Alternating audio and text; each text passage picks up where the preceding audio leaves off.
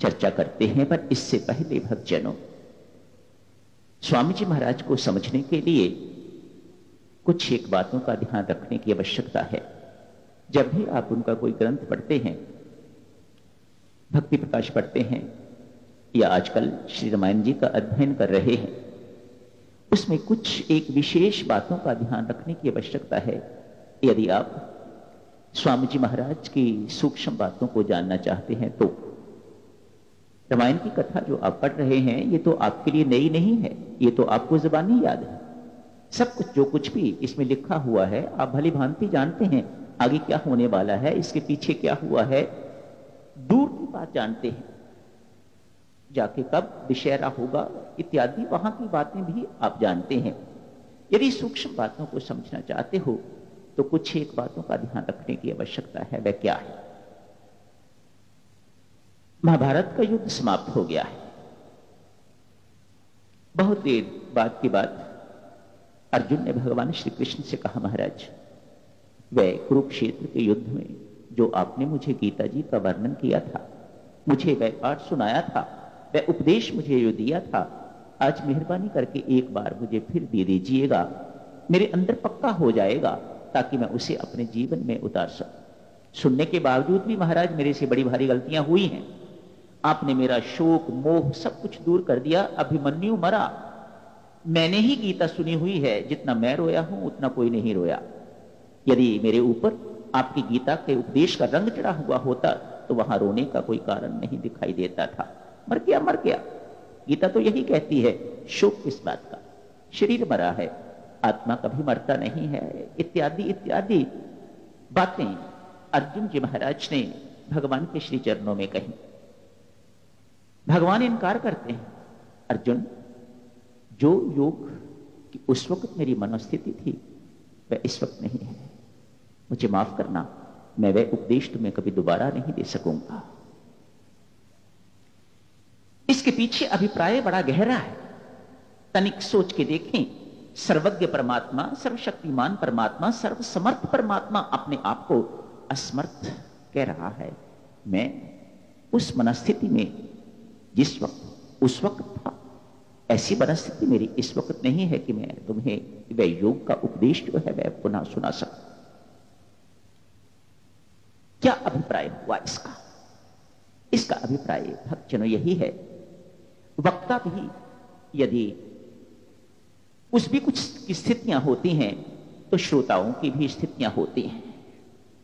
कल्पना कीजिएगा, एक वक्ता बैठा है ऊपर, जैसे आपने मुझ जैसे को बिठा रखा हुआ है, वह इस वक्त अहंकार की कुर्सी पर बैठा हुआ है, अहंकार की भूमि पर बैठा हुआ है। उसका प्रवचन कैसा होगा? संत महात्मा कहते हैं उसका प्रवचन इस प्रकार का होगा कि वह बार बार बखान राम का कर रहा है, बखान लक्ष्मण का कर रहा है, बखान सीता का कर रहा है, लेकिन बार बार उसके अंदर चूंकि अभिमान की भूमि पर विराजमान है, वह अभिमान के ऊपर बैठा हुआ है, इसलिए बार बार वह अपनी चर्चा किसी न किसी बहाने से बीच में लाएगा, अपनी चर्चा को मिश्रित करेगा, मानो अपने आप को उनसे कंपेयर करना चाहेगा ताकि उसके अभिमान को पोषण मिलता रहे। ये तब जब वह व्यक्ति, जब बोलने वाला व्यक्ति अभिमान की कुर्सी पर विराजमान है। जब बुद्धि की भूमि पर विराजमान होता है वक्ता, उस वक्त क्या करता है?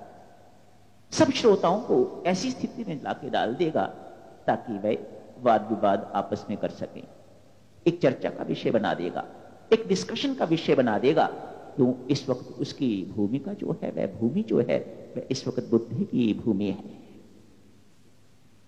मन की भूमि पर यदि वह विराजमान है वक्ता, ये बातें जो वक्ता के लिए कही जा रही हैं वे श्रोताओं के लिए भी इसी प्रकार की हैं। यदि मन की भूमि पर विराजमान है वक्ता, तो हर वक्त उसका ध्यान इन्हीं बातों पर रहेगा, मेरी कथा का क्या प्रभाव पड़ रहा है, कितनी तालियां बज रही हैं, कितनी बार वाह वाह हो रही है मेरी। ये तब जब वह मन की भूमि पर विराजमान है। यदि वक्ता और श्रोता दोनों एक ही भूमि पर विराजमान नहीं है। तो वक्ता के बहुत समझाने के बावजूद भी श्रोता इस बात को समझ नहीं सकेंगे। क्यों? मनस्थिति एक जैसी नहीं है। उदाहरण दिया, ध्यान दें, देवऋषि नारद, हम तो बहुत मामूली इंसान हैं। देवऋषि नारद भगवान के पास अपने विवाह का प्रस्ताव लेके गए हैं। कौन? देवऋषि नारद, एक योगी भगवान के पास अपने विवाह का प्रस्ताव लेके गए हैं। भगवान कहते हैं, देवऋषि, जो आपके हित में होगा मैं वही करूंगा। क्यों? एक योगी आज भोगी बनने जा रहा है। मानो एक रोगी यदि कुपोथ्य मांगता है तो एक डॉक्टर का यह कर्तव्य नहीं बनता कि वह उसे दे दे।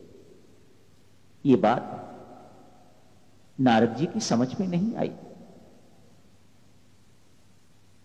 इतनी स्पष्ट बात भगवान ने कही है, इससे स्पष्ट भगवान और क्या कहें? मैं तेरी शादी नहीं होने दूंगा, कुछ भी हो जाए, तू जितना मर्जी जोर लगा ले, जो कुछ करना चाहे तू कर ले, मैं तुझे भोगी नहीं बनने दूंगा। तू मेरा अति प्रिय है और जो तेरे हित में है मैं वही करूंगा। लेकिन ये बात देवऋषि नारद की समझ में नहीं आती, नहीं तो बात वहीं खत्म हो जाती। नहीं, वह आगे बढ़ते गए हैं। क्यों समझ में नहीं आई? इसलिए देवऋषि नारद की वृत्ति इस वक्त रामाकार नहीं है, वह कामाकार हो गई होती है। वक्ता एवं श्रोता की मनस्थिति यदि एक नहीं है तो बहुत बारीक बातें जो हैं वह कभी समझ में नहीं आ पाएंगे। स्वामी जी महाराज की रचनाओं को सूक्ष्म ढंग से देखना चाहते हो तो अपनी मनोवृत्ति स्वामी जी महाराज जैसी करो, तो फिर देखो अपने मन को स्वामी जी महाराज के मन के साथ मिला के देखो, तो वह चीजें भी आपको वह समझाएंगे जो उन्होंने नहीं लिख रखी हैं, जिन्हें कहा जाता है इन बिटवीन लाइंस क्या लिखा हुआ है। स्वामी जी महाराज वह भी आपको समझाएंगे। कब? जब एक श्रोता। हार्दिक बधाई है पुनः आप सबको। राजा दशरथ तो बहुत बूढ़े हो गए हैं, पुत्रेष्टि यज्ञ करना पड़ा, प्रभु अवतरित हुए। आपको याद होगा राजा दशरथ पूर्व जन्म के मनु महाराज और माता कुशल्या शत्रुपा बड़ी घोर तपस्या करी इन दोनों ने, और तपस्या करने के उपरांत भगवान से वरदान प्राप्त कर लिया कि आप हमारी कोख में आओगे, पुत्र रूप में आप हमारे घर जन्म लोगे, अवतरित होगे। वह अपना वरदान भगवान ने पूर्ण किया है। बड़े हो गए हैं प्रभु, बड़ा हर्षो उल्लास मनाया गया है, बहुत खुशियां। मानो निराशा जिंदगी भर की आशा में परिवर्तित हो गई, तो खुशियां क्यों ना हो। हर्षो उल्लास मनाया जा रहा है, सारा अवध खुशियां मना रहा है प्रभु के अवतरित होने पर। 4 पुत्र पैदा हुए हैं, बड़े हो गए हैं। महर्षि